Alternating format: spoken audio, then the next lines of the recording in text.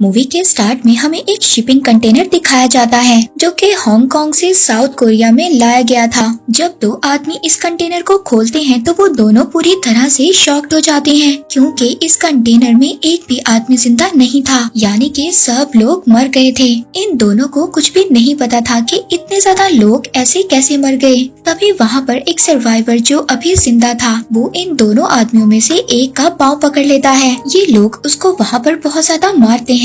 इन दोनों आदमियों में से एक आदमी कहता है कि इसको मार देते हैं, मगर उसका दूसरा साथी इस बात के लिए तैयार नहीं था। वो उस सर्वाइवर को अपने ट्रक में बिठा लेते हैं और उसकी मदद करने के लिए उसको शहर की तरफ ले जाते हैं। वो लोग जब शहर में आ जाते हैं तो उनमें से एक आदमी ट्रक को रोक कर कुछ चीजें लेने जाता है। तभी वो सर्वाइवर इस बात का मौका उठाता है और वो उस ट्रक से भाग जाता है। जब वो आदमी जिसका ट्रक था वो चीजें लेकर आता है तो वो उस सर्वाइवर को ढूंढता है, मगर वो उसको कहीं पर भी नहीं मिलता। वो उसको काफी ज्यादा ढूंढने की कोशिश करता है मगर वो सर्वाइवर उसको नहीं मिलता। तभी हम देखते हैं जो दूसरा आदमी यानी कि जो इसका भाई था उसकी तबीयत खराब होने लगी थी और वो अपने ट्रीटमेंट के लिए मेडिसिन लेने के लिए एक मेडिकल स्टोर में जाता है। उसको देखने से ऐसा लग रहा था कि उसको किसी वायरस ने जकड़ लिया है और वो वायरस आहिस्ता आहिस्ता लोगों में फैलता जा रहा है। इसके बाद हमें एक हादसे का सीन दिखाया जाता है। यहाँ पर हम देखते हैं कि एक गाड़ी जो खाई में गिर गई थी उसमें एक लेडी फंसी हुई थी। ये लेडी एक डॉक्टर थी और इस लेडी का नाम डॉक्टर किम था। अब डॉक्टर किम को बचाने के लिए एक फायर फाइटर आता है। इसका नाम होता है जीगू। वो डॉक्टर किम को बचा लेता है और बचा कर बाहर ले आता है। तभी हम देखते हैं कि जीगू को डॉक्टर किम पसंद आ गई थी। अब दूसरे दिन डॉक्टर किम दोबारा से जीगू को उसी जगह पर बुलाती है जहाँ पर उसके साथ हादसा हुआ था और जीगू को कहती है कि मेरा बैग नीचे रह गया है, जाओ जाकर लेकर आओ। अब जीगू डॉक्टर किम की बात को कैसे टाल सकता था। वो वहाँ पर अपने एक और साथी को बुलाता है और उसकी मदद से नीचे जाता है। नीचे जाकर डॉक्टर किम का बैग ले आता है। अब जब उसका बैग लेकर वो आ जाता है तो उसके बैग में जो फोन था वो रिंग करने लगता है। ये कॉल डॉक्टर किम की बेटी की होती है। किम तो वहाँ पर नहीं थी, इसलिए जीगू ये डिसाइड करता है कि वो किम का बैग उसकी बेटी को दे आएगा। अब यहाँ पर हमें ये बात भी पता चलती है कि किम की शादी हो चुकी है और उसकी एक बेटी भी है, मगर उसके हस्बैंड ने उसको काफी टाइम पहले छोड़ दिया था और वो अब अपनी सिर्फ बेटी के साथ रहा करती थी। उसकी बेटी का नाम मीरू था। जीकू जब मीरू से मिलता है पहले तो वो उससे बात नहीं करती, मगर जब जीकू उसको थोड़ा सा अच्छा लगता है तो वो अपनी मदर का बैग उससे ले लेती है। अब जीकू अपनी कार में वापस जा रहा होता है। तभी हम देखते हैं कि जीकू के पास जो बस जा रही थी उसमें एक आदमी बहुत जोर जोर से खांस रहा था। इसका मतलब ये है कि ये वायरस अब आहिस्ता आहिस्ता फैल रहा था। दूसरी तरफ जब किम की बेटी घर वापस आ जाती है तो वो अपनी मदर को उनका बैग देती है। वो देखकर बहुत ज्यादा खुश होती है और पूछती है कि ये तुम्हें कहाँ से मिला। तभी वो बताती है कि मुझे जीकू नाम के एक अंकल ने ये बैग दिया है। किम इस बात को समझ गई थी कि ये वही फायर फाइटर है और वो दिल ही दिल में उसका शुक्रिया अदा करती है। अब किम और उसकी बेटी दोनों मिलकर एंजॉय कर रही होती हैं। तभी किम को हॉस्पिटल से कॉल आती है कि एक बहुत बड़ी इमरजेंसी है, एक अजीब सा केस है, जल्दी से हॉस्पिटल आ जाएं। अब किम अपना फर्ज निभाने के लिए हॉस्पिटल चली जाती है। वो रास्ते में अपनी मदर को भी कॉल करती है कि आप मीरू के पास चली जाएं, वो घर में अकेली है। जब वो हॉस्पिटल के सीन को देखती है तो हर तरफ भगदड़ मची हुई थी। तभी हम यहाँ पर वही पेशेंट देखते हैं। वो कोई और नहीं था बल्कि जो हमने वो मूवी के स्टार्ट में दो भाइयों को देखा उनमें से उसका एक भाई था जिस पर वायरस असर कर गया था और उसकी हालत बहुत ज्यादा खराब थी और उसकी बॉडी में बुरी तरह से रेड रैशेस पड़ चुके थे। उसके बाद से एक फोन भी मिलता है। अब जब डॉक्टर उसके फोन को चेक करते हैं तो उसके मोबाइल में उनको कंटेनर की वीडियो मिलती है जिसमें बहुत ज्यादा लोग मरे हुए थे। अब किम बाहर आती है और उसके भाई से पूछती है कि ये कंटेनर तुम्हें कहाँ पर मिला और ये रिकॉर्डिंग तुमने कैसे की। वो वहाँ पर किम की बात का कोई भी जवाब नहीं देता और गुस्से में अपने भाई से मिलने जा रहा था। सभी लोग उसको रोक रहे थे। जब वो अपने भाई को जाकर देखता है तो वो पूरी तरह से शॉक्ड हो जाता है क्योंकि उसके भाई की डेथ हो गई थी। जब वो अपने भाई को टच करता है तो सभी डॉक्टर उसको रोकते हैं, मगर वो अपने भाई को ऐसे देखकर बिल्कुल टूट चुका था और वो वहाँ पर अपने उन्हीं हाथों से बाकी लोगों को भी टच करने लगता है, मगर सभी डॉक्टर्स इसको कंट्रोल कर लेते हैं। इसके बाद हम मीरू को देखते हैं जिसको वही सर्वाइवर मिलता है जो कंटेनर में बच गया था। मीरू उसको खाने के लिए खाना देती है। वो सर्वाइवर बार बार मीरू से यही बोल रहा था कि तुम मुझसे दूर रहो, लेकिन मीरू उस सर्वाइवर को बार बार अपना नाम बता रही थी और उसके पास जा रही थी। तभी वो सर्वाइवर वहाँ पर जोर जोर से खांसने लगता है। मीरू अब यहाँ पर परेशान हो गई थी। तभी वो अपने चीकू अंकल को कॉल करती है और उनको वहाँ पर बुलाती है। जब वो लोग वहाँ पर दोबारा पहुँचते हैं तो वो सर्वाइवर वहाँ से जा चुका था। हमें बहुत बुरा मंजर दिखाया जाता है जहाँ पर लोग जोर जोर से खांस रहे थे और सभी में एक एक कर ये स्ट्रेंज वायरस फैलने लगा था। अब डॉक्टर्स और पुलिस मिलकर उस कंटेनर को ढूंढ लेते हैं। जब वो उस कंटेनर को देखते हैं तो उसमें काफी ज्यादा लोगों की लाशें थी। वो वहाँ पर उस एरिया को सैनिटाइज करते हैं और उसके बाद उस कंटेनर को जला देते हैं ताकि ये वायरस यहीं पर खत्म हो जाए। मगर ये वायरस पूरे साउथ कोरिया में फैल चुका था। तभी हम देखते हैं कि मीरू अपने चीकू अंकल के साथ एक मॉल में थी। चीकू वहाँ पर मीरू से उसकी मदर का नंबर भी मांगता है ताकि वो उसको उसकी मदर के पास सेफली भेज सके। तभी हम देखते हैं कि मीरू को खाते हुए नींद आ जाती है और वो सो जाती है। चीकू उसको उठाकर बाहर ले आता है। तभी वो आकर देखता है कि मॉल में हर तरफ भगदड़ मची हुई थी। हर तरफ लोग खांस रहे थे, बेहोश हो रहे थे। तभी चीकू की नजर एक लेडी पर पड़ती है जो कि स्टेयर्स पर खड़ी थी और वहीं पर वो बेहोश हो जाती है। और तभी चीकू मीरू को छोड़कर उस लेडी को बचाने के लिए जाता है। और दूसरी तरफ डॉक्टर की टीम उस आदमी के फोन की रिकॉर्डिंग देख रही थी। तभी डॉक्टर्स को उस रिकॉर्डिंग में वही सर्वाइवर नजर आता है। वो डॉक्टर्स सभी को उस सर्वाइवर की पिक्चर दे देते हैं। वो डॉक्टर्स बताते हैं कि ये वायरस काफी ज्यादा जानलेवा है और इस वायरस का नाम है H5N1 और इस वायरस की वजह से एक आदमी 24 या 36 घंटे में मर जाता है। और ये वायरस सबसे पहले चाइना में आया था। किम जिस हॉस्पिटल में काम करती थी वहाँ पर चीफ सभी डॉक्टर्स और लोगों को बुलाते हैं और इस वायरस के बारे में बताते हैं। डॉक्टर्स उनको बताते हैं कि अगर हमने ये वायरस नहीं रोका तो ये वायरस पूरे साउथ कोरिया और नॉर्थ कोरिया में फैल जाएगा। लेकिन वहाँ के चीफ शहर को बंद करना नहीं चाहते थे। तभी वो लोग विंडो से देखते हैं कि एक पेट्रोल पंप पर बहुत बड़ा धमाका होता है जिसकी वजह से सभी गाड़ियां आपस में टकराने लगती हैं। तभी लोग गाड़ियों से बाहर आकर बेहोश होने लगते हैं। तभी वहाँ की गवर्नमेंट ये डिसाइड करती है कि ये पूरे सिटी को इवैक्यूएट कर देंगे और ये सबको इस जगह से कहीं दूर ले जाएंगे। अब सब लोग यहाँ से चले जाते हैं मगर डॉक्टर किम यहाँ से नहीं जाती क्योंकि उसकी बेटी उसके साथ नहीं थी और अब बस एक लास्ट फ्लाइट ही बची हुई थी। तभी वो अपनी बेटी को कॉल करती है और उसका फोन चीकू उठाता है। वो उसको वहाँ पर मॉल के हालात बताता है। वो उसको बताता है कि सभी लोग बुरी तरह से खांस रहे हैं और बेहोश हो रहे हैं। किम उसकी ये बात सुनकर मॉल पहुंचती है। जब वो मॉल जाती है तो वहाँ पर गवर्नमेंट ने लॉकडाउन लगा दिया था, इसलिए हर तरफ अफरा तफरी थी। लोग खाने पर टूट रहे थे। ऐसा लग रहा था कि बस दुनिया खत्म होने वाली है। अब यहाँ पर चीकू मीरू को ढूंढ रहा था। पहले तो वो उसको नहीं मिलती मगर बहुत ज्यादा ढूंढने के बाद वो उसको मिल जाती है। तभी वहाँ पर मिलिट्री आ जाती है और वो सब लोगों को मॉल के अंदर रहने का कहती है। किसी को भी बाहर आने की इजाजत नहीं होती। और तभी मॉल का शटर बंद कर दिया जाता है क्योंकि हर चीज को लॉक किया जा रहा था ताकि ये वायरस कहीं और ना फैल सके। लेकिन कुछ लोग भागते हुए उस शटर से बाहर आ जाते हैं जिसमें ये तीनों भी होते हैं। डॉक्टर किम यहाँ पर चीकू को भी कहती है कि लास्ट फ्लाइट बची हुई है, तुम भी मेरे साथ चलो। मगर चीकू उसके साथ जाने से मना कर देता है। वो कहता है कि मेरा काम है लोगों को बचाना, इसलिए अब वो अपने एक साथी को वहाँ पर बुलाता है और शटर में फंसे हुए लोगों को वहाँ से निकालने लगता है। डॉक्टर किम अपनी बेटी को लेकर एयरपोर्ट पहुंच जाती है। बस चेकिंग के बाद वो लोग जाने ही वाले थे। तभी वहाँ पर मीरू खांस देती है। मीरू को खांसते हुए एयरपोर्ट का स्टाफ देख लेता है।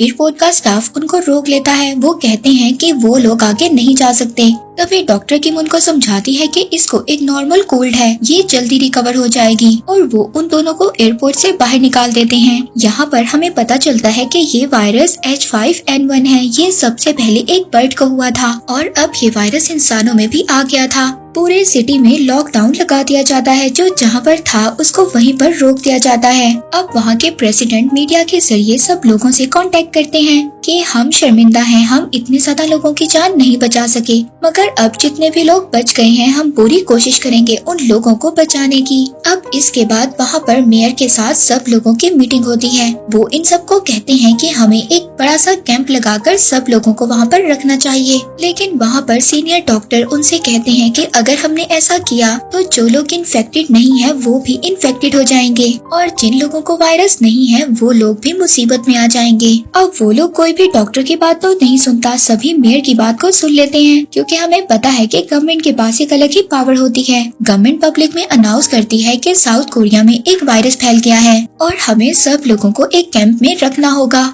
अब ये न्यूज आने के बाद हर जगह पर मिलिट्री फैल जाती है। अब सब लोगों को घरों से निकाला जा रहा था और उस कैंप में रखा जा रहा था। हम देखते हैं कि WHO के हेड और साउथ कोरिया के प्रेसिडेंट दोनों मीटिंग करते हैं। डॉक्टर प्रेसिडेंट को मीटिंग में बताते हैं कि हम जो कर रहे हैं वो बिल्कुल गलत है, ऐसे तो और लोगों को भी वायरस लग जाएगा।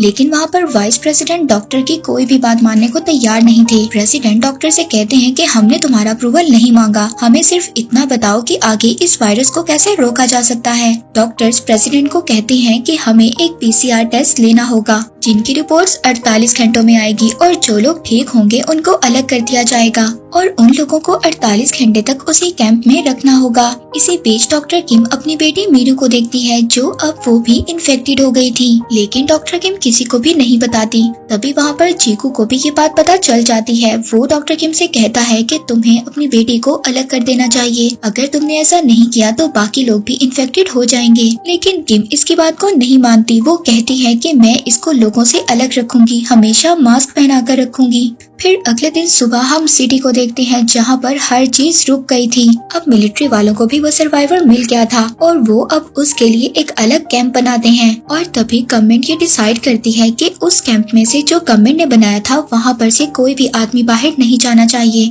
अगर ऐसा हुआ तो बाकी कंट्रीज में भी ये वायरस फैल सकता है। मीरू की भी हालत बहुत ज्यादा उस वायरस की वजह से खराब हो रही थी। वो बार बार बेहोश हो रही थी और उसकी बॉडी पर भी रेड से रैशेस आ गए थे। डॉक्टर किम अपनी बेटी को बचाने की बहुत ज्यादा कोशिश करती है। वो बार बार गॉड से प्रेयर भी कर रही थी, मगर अभी तक इस वायरस की कोई भी वैक्सीन नहीं बनी थी। वहाँ पर उसी सर्वाइवर का भी डॉक्टर टेस्ट कर रहे थे। तभी डॉक्टर्स की टीम किम के पास आती है और उसको भी वो अपनी टीम में शामिल होने का कहती हैं, क्योंकि डॉक्टर किम एक स्पेशलिस्ट थी। अब सब डॉक्टर्स जब उस सर्वाइवर का टेस्ट करते हैं तो उनको पता चलता है कि वायरस होने के बावजूद उस सर्वाइवर को कुछ भी नहीं हुआ और वो बिल्कुल ठीक हो गया और वो इस वायरस से अब बिल्कुल रिकवर हो गया है। इसका मतलब ये था कि उस सर्वाइवर के ब्लड से वैक्सीन को बनाया जा सकता था। इसके बाद वहाँ पर जो डॉक्टर्स थे वो अपने सीनियर डॉक्टर को वीडियो कॉल करते हैं और वो अपने सीनियर डॉक्टर से पूछते हैं कि हम इस सर्वाइवर के ब्लड से एक सीरम बनाना चाहते हैं। उनके डॉक्टर उनको परमिशन दे देते हैं। फाइनली ये लोग सीरम बना लेते हैं और रिजल्ट भी पॉजिटिव आता है। उन्होंने वो सीरम बना लिया था। वो लोग काफी ज्यादा खुश हो गए थे, लेकिन इस सीरम को लगाने के लिए लोगों को काफी टाइम चाहिए होगा। तभी हम वहाँ पर देखते हैं कि डॉक्टर किम एक सीरम चुरा लेती है। डॉक्टर किम अपनी बेटी को वो इंजेक्शन लगा देती है, मगर तभी वहाँ पर आर्मी के लोग आ जाते हैं। वो डॉक्टर किम पर गुस्सा करते हैं और कहते हैं कि तुमने इसे यहाँ पर क्यों रखा हुआ है, ये बाकी लोगों को भी इन्फेक्टेड कर देगी। और हमें यहाँ पर पता चलता है कि डॉक्टर किम ने अपनी बेटी को इंजेक्शन लगा दिया था, लेकिन वो बेहोश थी। वो आर्मी के लोग मीरू को बेहोश देखकर ये समझते हैं कि वो मर चुकी है और वो उसको वहाँ से ले जाते हैं। डॉक्टर किम को भी वहाँ पर बेहोश कर दिया जाता है। जीकू भी कैंप से बाहर आता है और वो वहाँ पर किम और मीरू को ढूंढने लगता है, मगर तभी वो अपने सामने एक बहुत ही खौफनाक मंजर देखता है। यहाँ पर जितने भी लोग मर गए थे सबको उठाकर एक गड्ढे में डाला जा रहा था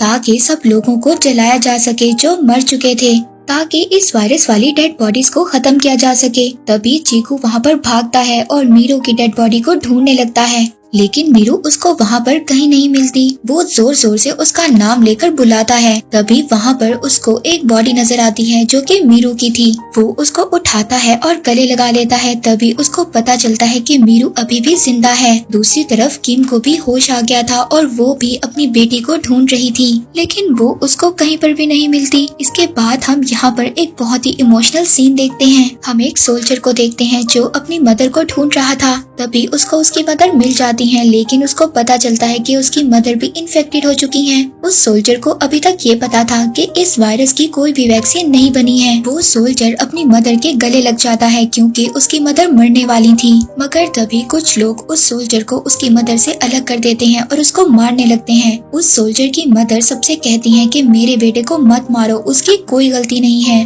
तभी दूसरी तरफ हम चीकू को देखते हैं जो मीरू को लेकर भाग रहा था। तभी वहाँ पर एक आर्मी वाला उसको भागते हुए देख लेता है और उस पर फायरिंग करता है, मगर तभी बहुत ज्यादा लोग आर्मी वालों पर अटैक कर देते हैं और उनको मारने लगते हैं। तभी किम को ये बात याद आती है कि उसकी बेटी के पास एक वॉकी टॉकी है और वो अब उस वॉकी टॉकी से बार बार अपनी बेटी को मैसेज दे रही थी। तभी ये मैसेज चीकू रिसीव करता है और वो किम से कहता है कि उसकी बेटी उसके पास है और वो बिल्कुल ठीक है। हम लोग देखते हैं कि उस सर्वाइवर को एक वैन में बिठाकर कहीं और शिफ्ट किया जा रहा था। तभी उनकी वैन पर बहुत सारे लोग अटैक कर देते हैं। उस वैन में डॉक्टर किम भी साथ थी। वो उस सर्वाइवर को वैन से बाहर निकाल लेते हैं और उसको चाकू से मारने लगते हैं। उन लोगों को ये लग रहा था कि इस आदमी की वजह से उनके अपनों की जान गई है। तभी हम देखते हैं कि डॉक्टर उसको बचा लेते हैं और वहाँ से चले जाते हैं। तभी हम बाहर का सीन देखते हैं जहाँ पर लाखों की तादाद में लोग थे और सबके हाथों में अजीब किस्म के हथियार थे। और अब हमें पता चलता है कि वो सर्वाइवर भी मर गया था। वो अकेला था जिसके ब्लड से वैक्सीन बनाई जा सकती थी। तभी वहाँ पर हाईवे के दरमियान में जो लोग थे, आर्मी वाले उन पर फायर कर रहे थे और उन लोगों को मार रहे थे। जब ये चीज प्रेसिडेंट देखते हैं तो बहुत ज्यादा गुस्सा होते हैं। वो वहाँ पर सबसे कहते हैं कि ये काम करने का ऑर्डर किसने दिया। तभी वाइस प्रेसिडेंट कहते हैं कि ये ऑर्डर मैंने दिया है, हमें लोगों की जान बचानी है। अगर हमने ऐसा नहीं किया तो पूरा कोरिया सिटी तबाह हो जाएगा। डॉक्टर किम प्रेसिडेंट से वीडियो कॉल करती है और उनको बताती है कि मेरी बेटी मीरू भी अब रिकवर हो गई है और उसके ब्लड से भी वैक्सीन बनाई जा सकती है। ये बात डॉक्टर किम की प्रेसिडेंट मान जाते हैं और उनकी बेटी को क्वारंटाइन से निकालने का ऑर्डर दे देते हैं। लेकिन वहाँ पर अमेरिकन प्रेसिडेंट और WHO के लोग प्रेसिडेंट के ऑर्डर को नहीं मानते। वो इनके ऑर्डर को कैंसिल कर देते हैं। वो कहते हैं कि अगर एक भी आदमी क्वारंटाइन से बाहर आया तो उन पर हम मिसाइल छोड़ देंगे, उनको मार देंगे। कोई भी प्रेसिडेंट की बात नहीं मान रहा था। तभी हम देखते हैं कि बहुत ज्यादा लोगों में मीरू आगे आ जाती है और उसकी मदर किम उसको देख लेती है। वो दोनों एक दूसरे से मिलने के लिए भागने लगती हैं। तभी आर्मी वाले उनको फायर करना स्टार्ट कर देते हैं और एक गोली आकर किम के बाजू पर लग जाती है। वहाँ पर चीकू भी आ जाता है। वो किम को पकड़ लेता है। तभी अपनी मदर के सामने मीरू आ जाती है। वो अपनी मदर के आगे आकर खड़ी हो जाती है और कहती है कि प्लीज मेरी मदर को गोली मत मारो, और बार बार यही कह रही थी कि प्लीज मेरी मदर को गोली मत मारो। और ये काफी ज्यादा इमोशनल सीन था। तभी वहाँ पर जब सब लोग देखते हैं कि एक बच्ची जो सबको बचाने की कोशिश कर रही है, वो सब लोग उसके आगे आकर खड़े हो जाते हैं। अब जब प्रेसिडेंट ये सब बातें देख रहे थे तो वो सभी ऑर्डर्स को कैंसिल कर देते हैं, क्योंकि अब आर्मी उनके कंट्रोल में थी, ना कि अमेरिका के कंट्रोल में। तभी वहाँ पर ये अनाउंस किया जाता है कि हम लोग जल्दी सीरम बना लेंगे, हम लोग आप लोगों को सभी फैसिलिटीज देंगे। ये सुनकर सभी लोग बहुत ज्यादा खुश हो जाते हैं। तभी हम देखते हैं कि मीरू को डॉक्टर्स एक एम्बुलेंस में ले जाते हैं ताकि उसके ब्लड से सीरम बनाया जा सके। जाते जाते जीगू मीरू को ये कहता है कि अगर तुम बीमार लोगों की हेल्प करोगी तो गॉड तुम्हारी हेल्प करेंगे। और फिर वो चली जाती है और फिर इसके बाद कुछ दिन बाद सब कुछ ठीक हो जाता है। लास्ट सीन में हम किम को देखते हैं जो अपनी बेटी के साथ चीकू के साथ वेकेशंस पर जाती है। और इसी के साथ ये मूवी यहीं पर एंड हो जाती है।